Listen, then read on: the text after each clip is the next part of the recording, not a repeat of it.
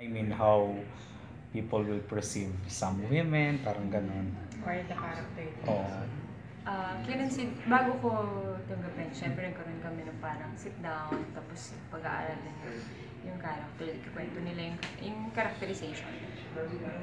Nag-worry kami kasi baka, part din ako ng Gabriela, yung parang, hindi mo parang contradicting yung ginagawa ko sa yung ginagawa ko sa soap na parang sa mga babae.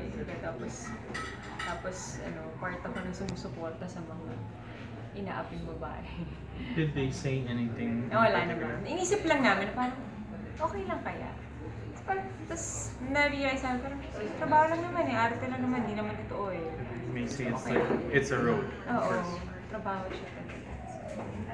Okay lang.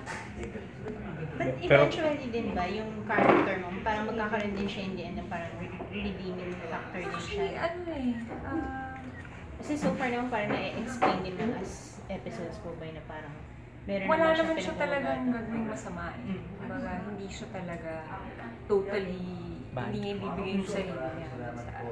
Ano lang, kumbaga, naguguluhan lang siya kasi ang sarap ng buhay masarap yung buhay ko dito sa totoong asawa. Ang gulo, ako yung magkatrabaho para sa kanila, inaapay ako ng biyanan ko.